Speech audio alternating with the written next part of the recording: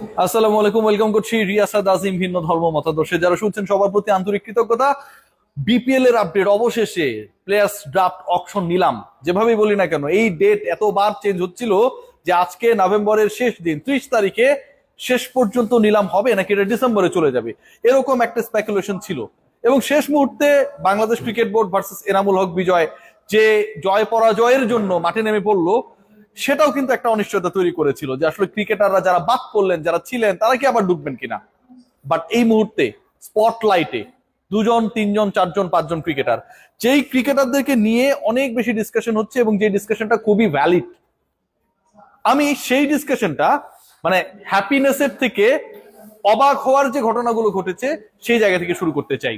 লিটন কুমার দাস, আমি বিডি ক্রিক টাইমে একটা কন্টেন্টে বললাম যে আমাকে যদি এই মুহূর্তে চুজ করতে দেওয়া হয় টি-20 কোন ক্রিকেটার থেকে যিনি ডিরেক্ট সাইন হন নাই, কাকে নিতে চান, মাই choice was Liton Kumar Das, captain, keeper, opening batter and scorer.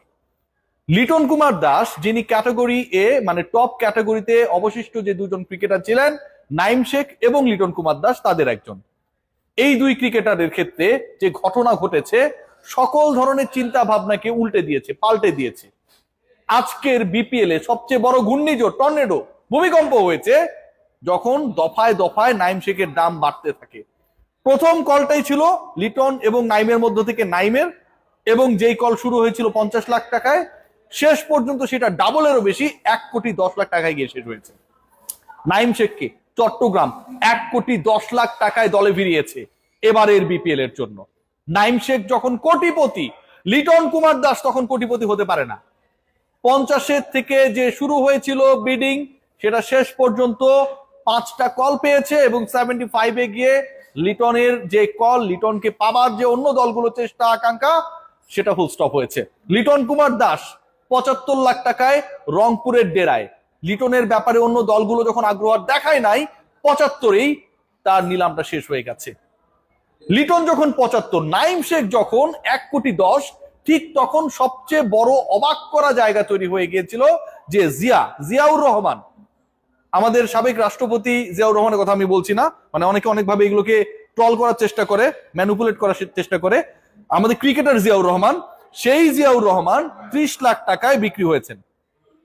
Ziaur Rahman যখন 30 লাখ টাকায় বিক্রি হন, তখন মাহমুদুল্লাহ রিয়াদ, মুশফিকুর রহিম, ইবাদত হোসেন, গেলবারের চ্যাম্পিয়ন টিম ফরচুন বরিশালের এই তিনজন গুরুত্বপূর্ণ অংশ যারা ছিলেন, মাহমুদুল্লাহ, মুশফিক এবং ইবাদত, তাদের ব্যাপারে কোনো দল নিলামের প্রথম দফায়, প্রথম পর্যায়ে আগ্রহ দেখায় নাই। মিরাকল, কোনোভাবে এটা আসলে বিশ্বাসযোগ্য মনে হচ্ছিল না, অন্তত বেস প্রাইসে তো বিক্রি হবেন। চমক দেখিয়েছেন মোহাম্মদ সাইফুদ্দিন, তিনি দল পেয়েছেন এবং সাইফুদ্দিন 68 লক্ষ টাকায় ঢাকার ডেরায় গেছেন। চমক দেখিয়েছেন তাওহিদ হৃদয়, তিনি 92 লক্ষ টাকায় 92 লাখ রংপুরে তার পরবর্তী ঠিকানা নিশ্চিত করেছেন। এবং এই দুই চমকের মাঝে আমার কাছে মনে হয় যে সবচেয়ে বড় চমক ছিল হাবিবুর রহমান সোহান। 18 লাখ থেকে যাকে নিয়ে বিডিং শুরু হয়, বাংলাদেশের যে রাইজিং স্টার্স টিমটা ছিল এশিয়া কাপে, সেই টিমের ওপেনার, মারকুটে ব্যাটার হাবিবুর রহমান সোহান, যিনি থার্ড হাইয়েস্ট রান গেটার ছিলেন সবশেষ এমার্জিং এশিয়া কাপ বা রাইজিং স্টার্স এশিয়া কাপে, তিনি 50 লক্ষ টাকায় নোয়াখালীবাসীদের চোখের আনন্দ দেওয়ার জন্য পরবর্তী বিপিএল এ খেলবেন। লিটন কুমার দাস 75, শামীম হোসেন পাটোয়ারি, যার সাথে লিটনের সম্পর্ক দলে থাকা না থাকা নিয়ে লিপুর সাথে গ্যাঞ্জাম, সেই শামীম হোসেন পাটোয়ারি ঢাকার হয়ে খেলবেন 56 লক্ষ টাকায়। শান্তি আর স্বস্তির জায়গাটা কোথায়? সাব্বির রহমানকে নিয়ে অনেক কন্টেন্টস হয়েছে, অনেক আলোচনা হয়েছে, শেষ পর্যন্ত সাব্বির কোন দলে খেলেন সেই ডিসকাশনটা যখন তুঙ্গে, তিনি কোন দলের হয়ে পরের বিপিএল এ খেলবেন, নাকি আনফরচুনেট হয়ে গত বিপিএল এর আগের যে আসরগুলো ছিল সেই আসরগুলোতে তিনি দল পাননি, সেরকম কোনো কিছু একটা করতে যাচ্ছে। সাব্বিরের দল পরিবর্তন ঘটে নাই। Sabbir is going two B the part of Dhaka again.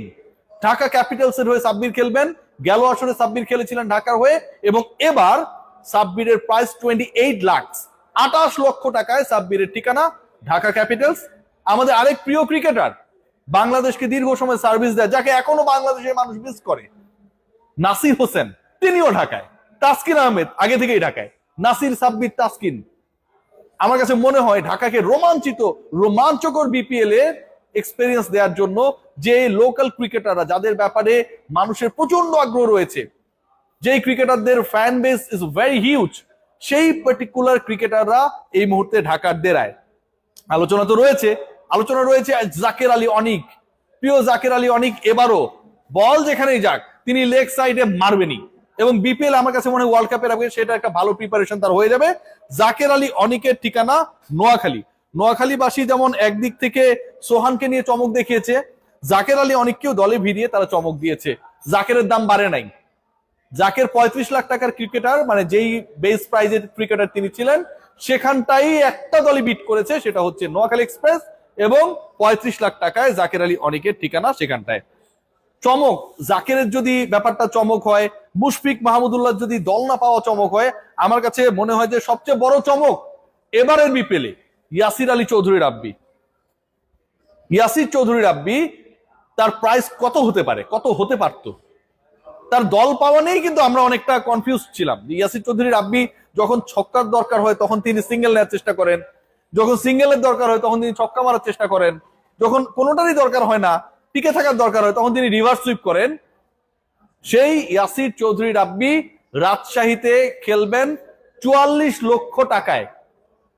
Yasir Chowdhury Rabbi is a middle order batter, he is going to play for Rajshahi 44 lakh টাকায়। একই অলমোস্ট পজিশনের ক্রিকেটার মাহমুদুল্লাহ রিয়াদ, মুশফিকুর রহিম 35 লাখ টাকাও বিক্রি হয় নাই, কোনো দল কেনে নাই। এবাদত হোসেনের মতো একদম প্রিমিয়াম পেসারকে কোনো দল প্রথম দফার নিলামে কেনে নাই। আমার কাছে মনে হয় যে এবারে নিলামে এই জায়গাগুলো যথেষ্ট কনফিউজিং, ডিবেটেবল, এবং কেন আসলে তাদের ব্যাপারে আগ্রহ থাকলো না সেটাও একটা বড় প্রশ্ন। আরেকজন ক্রিকেটার রয়েছেন পারভেজ হোসেন ইমন। আমার কাছে মনে হয় ইমনের ক্ষেত্রে সিলেট অনেক উইনার হতে পারে। 35 লাখ টাকার মধ্যেই তারা ইমনকে পেয়ে গেছে।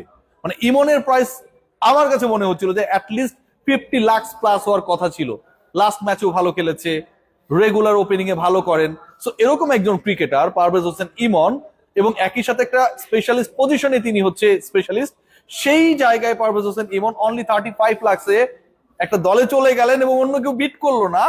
এটাও আমার কাছে খুব ইন্টারেস্টিং মনে হয়েছে। বাট ওভারঅল আজকে এই অকশনের ইন্টারেস্টিং পার্ট হচ্ছে নাইম শেখ 1,10,00,000 টাকায় সর্বোচ্চ দামে বিক্রিত ক্রিকেটার। 1,10,00,000 টাকায় বিক্রি হলেন বাংলাদেশের সবচেয়ে trolled cricketer Naim Sheikh, and that happened in the very first bidding, যেখানটায় তারপরেই লিটন কুমার দাসকে তোলা হয়। 75-এর বেশি তিনি যেতে পারেন নাই। যখন এখানটায় কম্পিটিশন হচ্ছিল তাদের নিয়ে, তখন আলো ছড়িয়েছেন সাইফুদ্দিন 68 লক্ষ টাকায় দল পেয়ে, আলো ছড়িয়েছেন তাওহিদ হৃদয়, সবসময় বিপিএলে তিনি পারফর্ম করেন 92 লক্ষ টাকায় দল পেয়ে, এবং সকল আরো কেড়ে নিয়েছেন মোহাম্মদ মিঠুন 52 লক্ষ টাকায় দল পেয়ে। বিশ্বাস হচ্ছে? হোক আর না হোক, এগুলোই ঘটনা। আজকের বিপিএল অকশন নিয়ে অনেক ঘটনা ঘটেছে, এবং অকশন যখন চলছিল তখন সবচেয়ে ইন্টারেস্টিং পার্ট, অকশনার হিসেবে যিনি ছিলেন তিনি অনেক ক্ষেত্রে রুলস ব্রেক করে নিজের মতো করে এটা পরিচালনা করার চেষ্টা করছিলেন। তো মাহবুব ভাইকে আসলে যারা গালিগালাজ করেছিলেন, আমার কাছে মনে হয় আজকের বিপিএলও সেই ঘটনাগুলো, বিপিএল এর অকশনে সেই ঘটনাগুলো ঘটেছে, এবং এগুলো ঘটে, এটাই আলটিমেটলি একটা বড় আসরের মর্যাদা বা কি বলবো এক্সাইটমেন্টের সাথে জড়িত। ওভারঅল আবার যদি ডিসকাস করি, সাব্বির রহমান 28 লাখ টাকায় ঢাকায়, নাইমকে নিয়েছে চট্টগ্রাম 1,10,00,000, লিটন কুমার দাস 75 লাখ টাকায় রংপুরে গেছেন। এবং এখানে ইন্টারেস্টিং পার্ট যেটা, নুরুল হাসান সোহানের খেলা না খেলা নিয়ে লিটন কুমার দাসের কিছু ইস্যু পাবলিকলি বলা হয় যে আছে, যে কারণে তাকে ন্যাশনাল টিমে কম খেলানো হয়। রংপুরের হয়ে লিটন কুমার দাস নুরুল হাসান সোহানের ক্যাপ্টেন্সিতে খেলবেন, এটাও কিন্তু একটা ইন্টারেস্টিং ব্যাপার। শেষ পর্যন্ত কি হয় দেখি। তবে গেলবারের চ্যাম্পিয়ন টিম তামিম ইকবালের টিমের মুশফিক মাহমুদুল্লাহ এবং ইবাদতের এবারের বিপিএল এর অকশনের প্রথম দফায় দল না পাওয়া প্রশ্ন নতুন করে জাগাবেই। সবাই ভালো থাকবেন।